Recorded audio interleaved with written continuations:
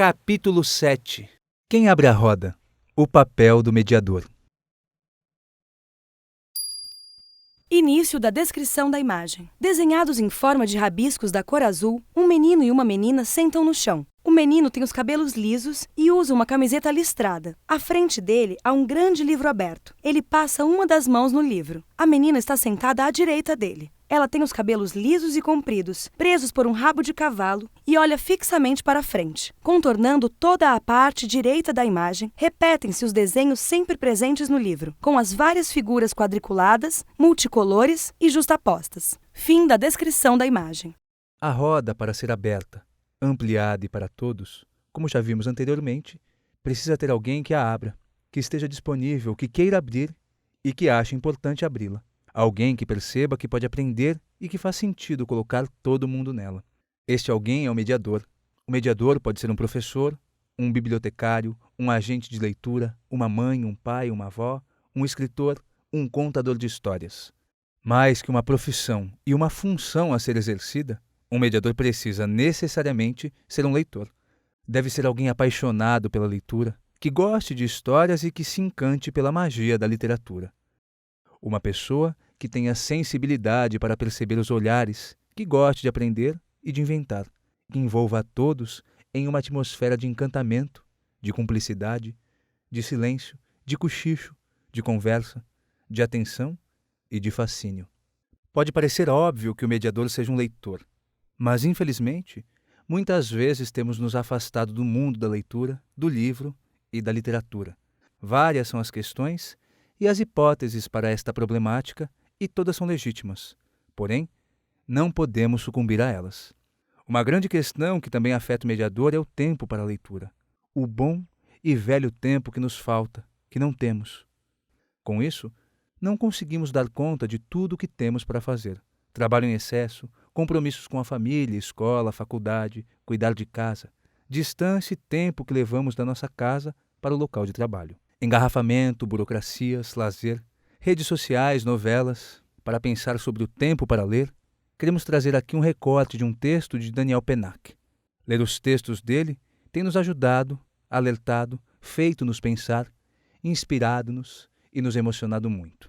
Ele tem sido um grande companheiro nesta jornada. O tempo para ler é sempre um tempo roubado, tanto como o tempo para escrever, aliás, ou o tempo para amar. Roubado a quê? Digamos a obrigação de viver. O tempo para ler, como o tempo para amar, dilata o tempo para viver. Se tivéssemos que olhar o amor do ponto de vista do nosso tempo disponível, quem se arriscaria? Quem é que tem tempo para se enamorar? E, no entanto, alguém já viu um enamorado que não tenha tempo para amar? Eu nunca tive tempo para ler. Mas nada, jamais, pôde me impedir de terminar um romance de que eu gostasse. A leitura não depende da organização do tempo social. Ela é, como o amor, uma maneira de ser.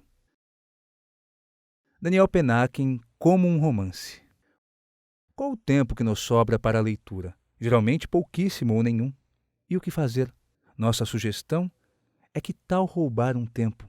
As coisas que são importantes para nós, mas que não estão necessariamente nas do dia a dia, da sobrevivência, vão ficando para trás. Infelizmente, passa a semana, passa o mês, passa o ano, passa a vida, e não fazemos nem uma pequena parte de tudo que gostamos. Portanto, é preciso estar atento e roubar tempo. A leitura exige silêncio, atenção, introspecção, tranquilidade e tempo.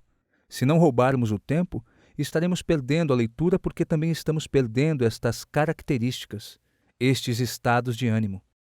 Então, ser um mediador de leitura pode ser entendido de duas maneiras: como uma tarefa, uma novidade que vamos fazendo, ou como a possibilidade de seguirmos acreditando que perder este tempo vale a pena, e que talvez este compromisso possa ser uma libertação, um presente, não só para os outros, mas para nós mesmos. Abaixo segue um trecho de Mistérios da Educação, um livro de poesias organizado em 5 blocos: olhar, ousadia, escuta, tempo, espaço e consciência. Compartilhamos aqui a fala entre uma mãe e o professor de seu filho. Ela pede que ele incentive seu filho a ler poesia. O senhor podia pedir para o meu filho ler poesia? Ele nunca lê nenhuma página sequer. Acha ruim quando peço para ele pegar um livro com um versinho que seja. Meu filho te admira tanto. E se o senhor disser, leia a poesia com o seu jeitinho, tenho certeza que meu filho vai acatar a sugestão. Pode voltar com seu filho daqui a um mês. Mas por que um mês, professor? O senhor não pode falar isso agora? Não, não posso.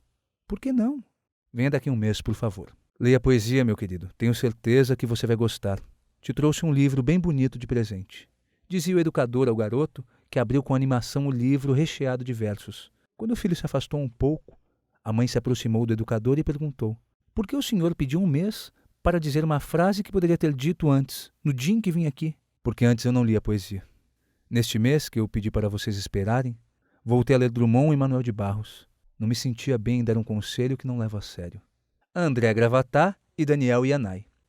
A citação de Gravatá e Yanai exemplifica um pouco o que queremos compartilhar com vocês, leitores e mediadores. Para ler com crianças, é preciso que nós também leiamos e que tenhamos uma relação honesta com elas, conosco e com os livros. Este é mais um convite que fazemos. Portanto, vamos arregaçar as mangas e achar este tempo. Não tem segredo, não tem receita, não tem técnica. É preciso começar ou recomeçar. O que lemos e o que não lemos, as leituras do mediador. Um mediador que encontrou tempo para ler precisa definir o que lê, por que lê, o que precisa voltar a ler. Gêneros diferentes, de épocas diferentes, de escritores diferentes. Leituras que nos levam para outras leituras. Em nosso processo de formação como leitores, também tivemos mediadores de leitura. Quem foram? O que nos indicavam para ler? Liam para nós? Líamos enquanto eles liam? O que eles liam? E, atualmente, quem são os nossos mediadores? Em que bibliotecas buscamos inspirações? Com quem compartilhamos nossas leituras? Alejandro Zambra, um escritor chileno da nova geração, que também é professor e foi crítico literário, tem um livro que ainda não foi publicado no Brasil, que se chama No Ler, Crônicas e Ensaios sobre Literatura. Neste livro, escreve sobre seus autores favoritos, sobre o modo como escrevem, sobre os motivos que o fazem gostar muito de alguns escritores, sobre o seu processo de formação como leitor e também fala sobre o que não se deve ler. Traduzimos um trecho do espanhol para o português que compartilhamos aqui. Quando deixei a crítica literária semanal, senti muitas vezes o prazer de não ler alguns livros. Esta é uma das razões do título deste livro. Não ler. Pois estão claras as imposturas do mundo literário, a tirania das novidades, as desconcertantes listas de leituras obrigatórias, o insólito, mas arraigado costume de falar de livros sem tê-los lido e também, de certo modo, a dificuldade em encontrar um livro que se quer muito, mas não está disponível. Esta questão também é fundamental, já que a leitura, muitas vezes, parece tão ameaçada que aceitamos que o importante é ler, não importando o quê. No entanto, se somos mediadores de leitura, também precisamos estar atentos a estas questões. Não precisamos fazer força para que as pessoas leiam alguns livros, pois o mercado já investe milhões para conquistar o leitor. É lógico que não vamos brigar com isso, mas não precisamos incentivar e reforçar esta lógica e este tipo de livro. Existem livros já estabelecidos, e não são os clássicos. São aqueles que, pela lógica do mercado e do tempo imediatista em que vivemos, têm seu lugar garantido. Nossa atenção tem que estar voltada àqueles livros que subvertem essa noção imediatista, que nos apresentam novas possibilidades de mundo, de encontros e de experiências.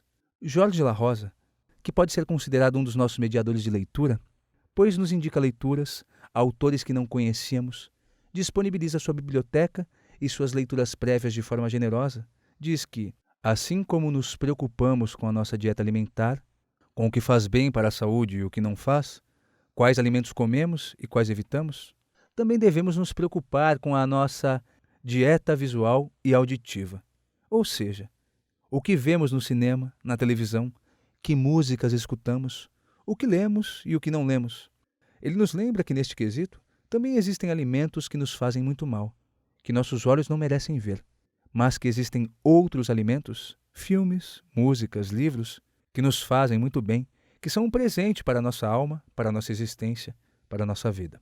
Sabemos que esta questão é bastante polêmica, mas achamos que também é importante a colocarmos na roda. Achamos importante que quem abre a roda deve pensar nestes pontos. O papel do mediador na formação de novos leitores. Uma didática da invenção. Para palpar as intimidades do mundo, é preciso saber que o esplendor da manhã não se abre com faca. O modo como as violetas preparam o dia para morrer. Por que é que as borboletas de tarjas vermelhas têm devoção por túmulos? Se o homem que toca de tarde sua existência num fagote tem salvação. Que um rio que flui entre dois jacintos carrega mais ternura que um rio que flui entre dois lagartos.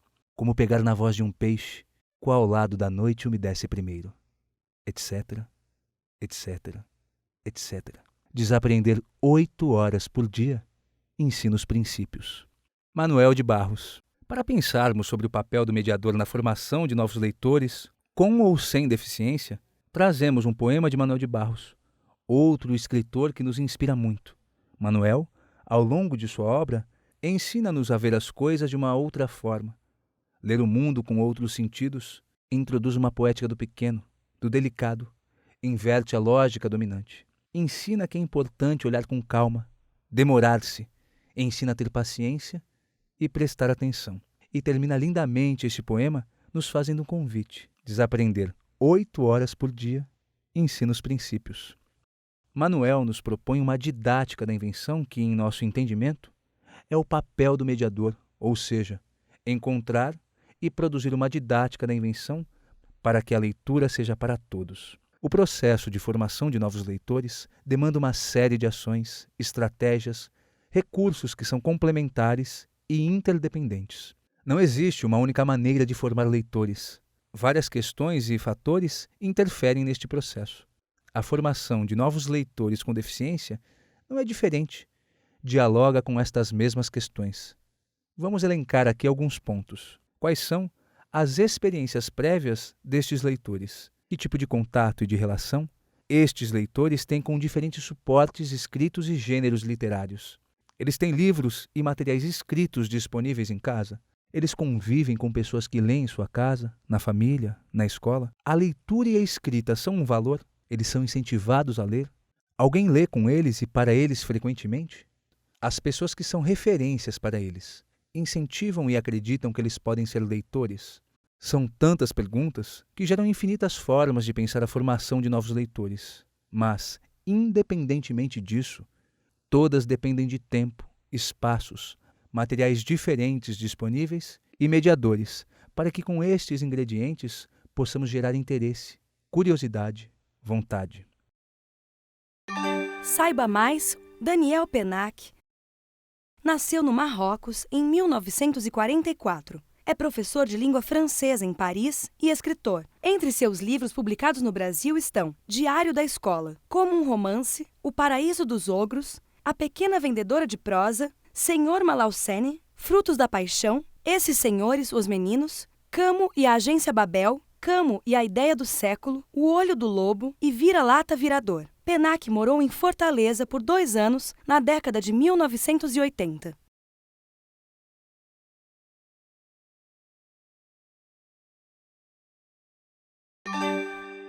Saiba mais livros de Alejandro Zambra no Brasil. Bonsai, A Vida Privada das Árvores, Meus Documentos. Todos títulos publicados pela editora Kozak Naif. Saiba mais, Manuel de Barros.